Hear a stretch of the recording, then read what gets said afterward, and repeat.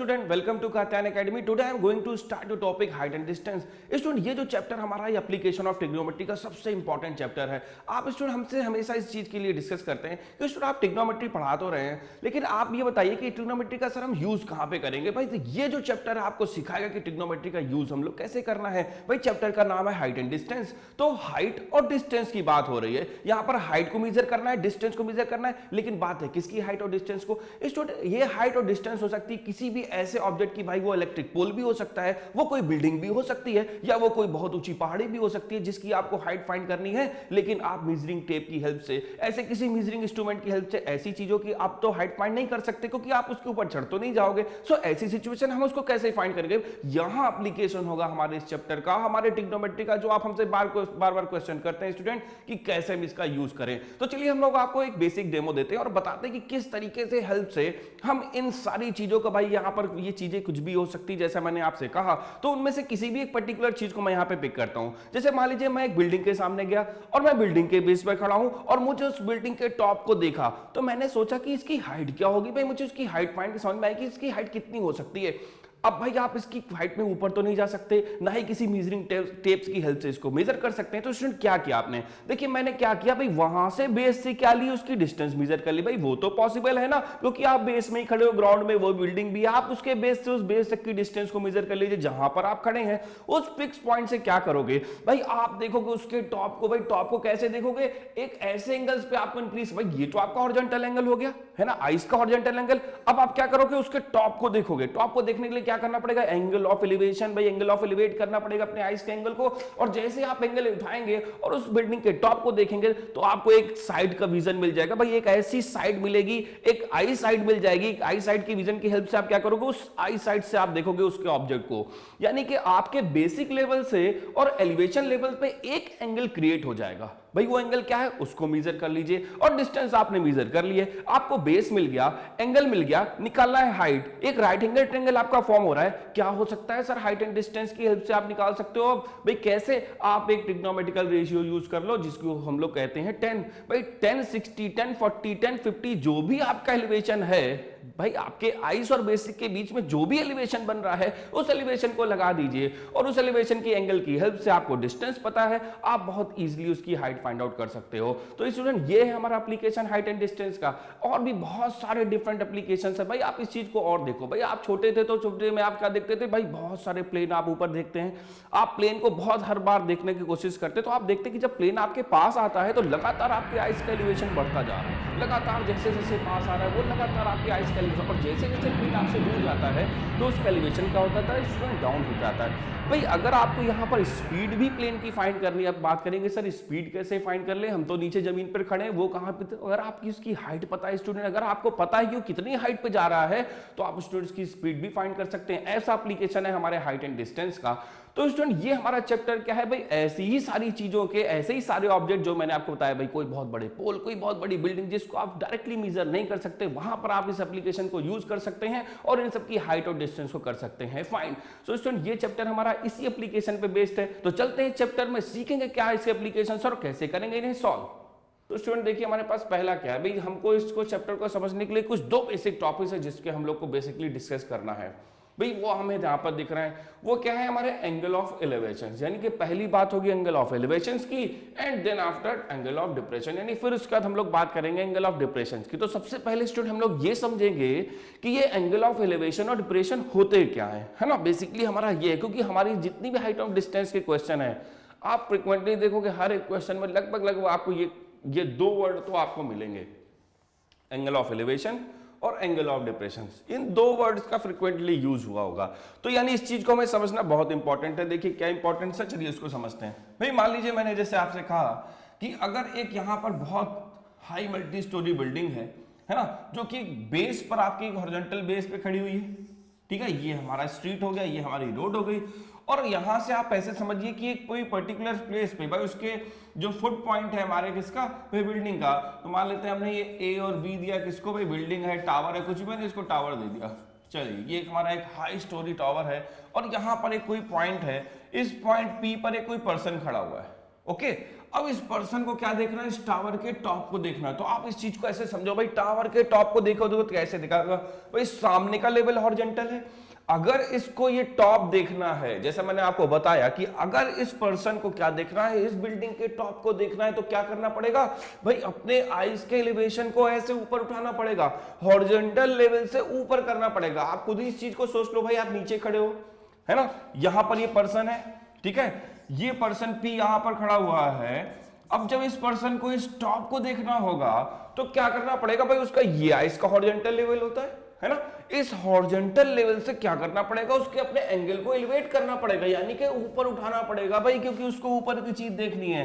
तो यहां से होता क्या है कि जब हमारा कोई पर्सन या ऑब्जर्वर, जिसको हम कहते हैं ऑब्जर्वर, अगर हमारा ऑब्जर्वर यानी कि ग्राउंड सरफेस पे हो और उसको अपने हॉरिजॉन्टल लेवल से आईज का एंगल क्या करना हो, ऊपर करना हो भाई, किसी भी चीज को देखने के लिए, तो ये देखिए उसने क्या किया, ये उसका एंगल हुआ, है ना, दिस एंगल फ्रॉम हॉरिजॉन्टल, यानी मान लेते हैं ये एंगल क्या है, थीटा है।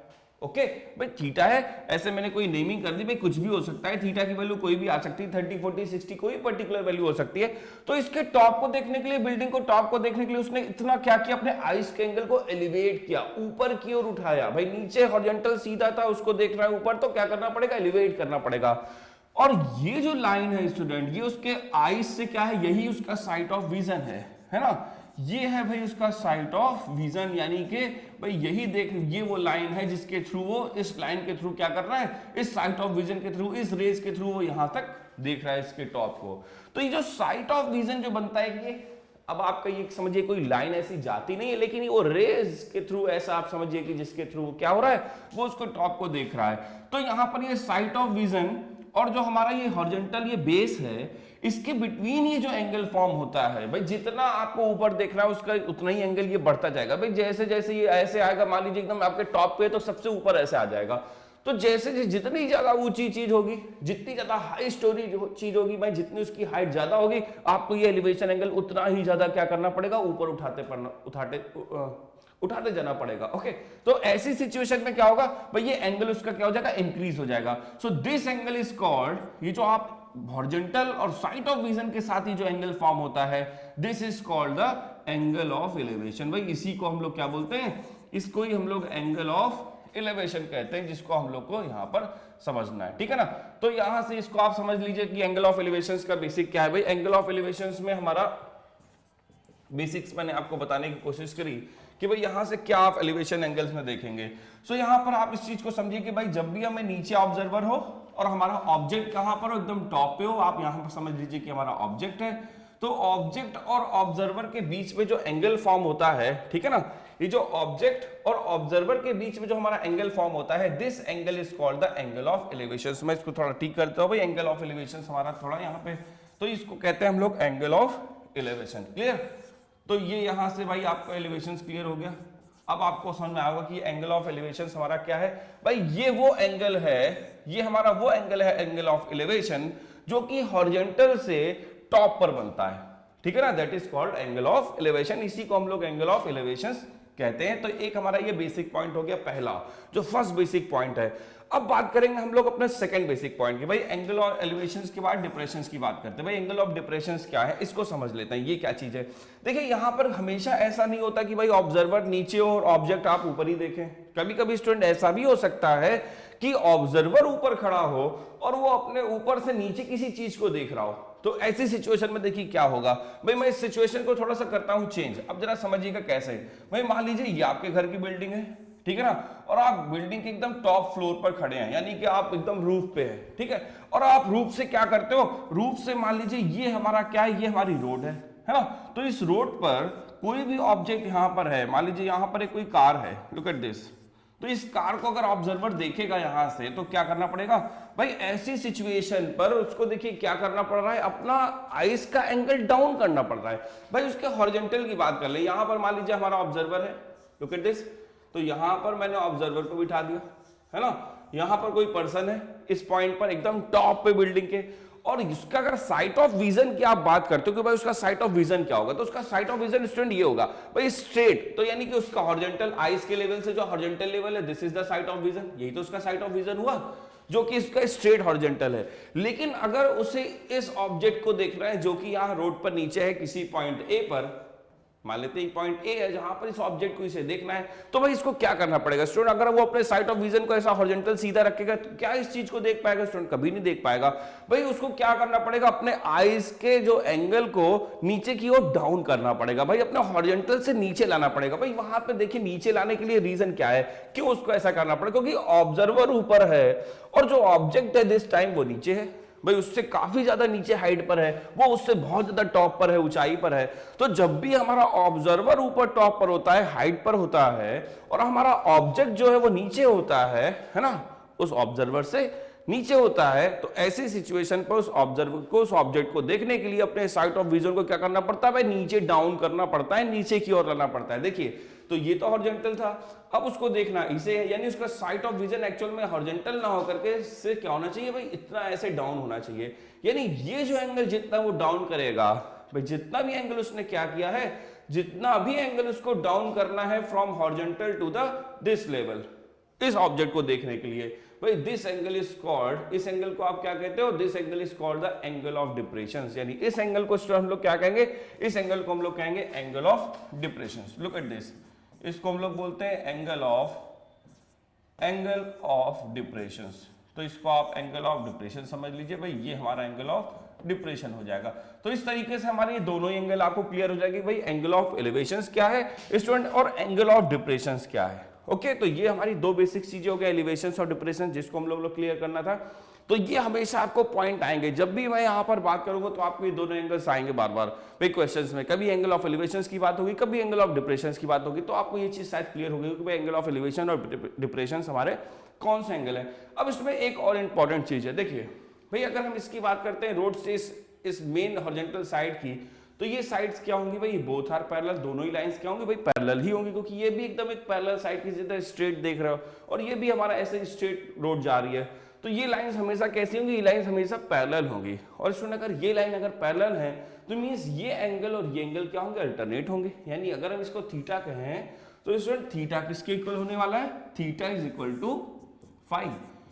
तो यहां से थीटा क्या है भाई? थीटा अगर आप ध्यान दो तो ये तो एलिवेशन एंगल है भाई, हॉरिजॉन्टल से अगर यहां समझो कि ऑब्जर्वर यहां होता, ऑब्जेक्ट ये होता, तो यही तो हमारा क्या होता है? Angle of elevation. तो ये आप चीज ये कह सकते हो, उससे निकल के आई कि भाई हमारा जो एंगल ऑफ एलिवेशन होता है, the angle of elevation is equal to the angle of depression. Okay, तो यहां से एक सिचुएशन स्टूडेंट ये मिल जाएगी कि आपको एंगल ऑफ एलिवेशन, हमारा एंगल ऑफ एलिवेशन है that is equal to angle of depression. ये हमारे एंगल ऑफ डिप्रेशन के क्या होता है? इक्वल होता है। तो इसको स्टूडेंट हम लोग इक्वल कर देंगे एंगल ऑफ डिप्रेशन के। क्लियर? तो इसको हम लोग देखिए इक्वल कर रहे हैं एंगल ऑफ डिप्रेशन के। तो मैंने क्या कर दिया भाई, यहां से इसको एंगल ऑफ डिप्रेशन के क्या कर दिया? इक्वल कर दिया। क्लियर? तो ये एंगल ऑफ डिप्रेशन हो गया। तो यहां से आपको क्या मिल रहा है भाई? एंगल ऑफ एलिवेशन एक्चुअल में होता क्या है? एंगल ऑफ डिप्रेशन के इक्वल ही होता है। तो अगर आपको कभी डिप्रेशन एंगल गिवन है यहां से, तो आप उसको इक्वल इसके कर सकते हैं, हम लोग उसको एलिवेशन एंगल के ही इक्वल कर सकते हैं, क्योंकि ये सिचुएशन ऐसी बनती है भाई, अल्टरनेट एंगल्स फॉर्म होते हैं, अल्टरनेट के थ्रू हमारे इक्वल हो जाते हैं। तो ये तो स्टूडेंट सिचुएशन है एंगल ऑफ एलिवेशन और एंगल ऑफ डिप्रेशन की। अब कुछ क्वेश्चंस में देखेंगे, कुछ कंडीशंस में अप्लाई करेंगे, देखेंगे वहां पर कैसे कंडीशंस है, कैसे क्वेश्चंस है हमारे, जहां पर हम इन सारी चीजों को अप्लाई कर सकते हैं। Hey friends, if you want to see such more informative videos on different topics for classes 1 to 12, then subscribe at katyanacademy.com right now.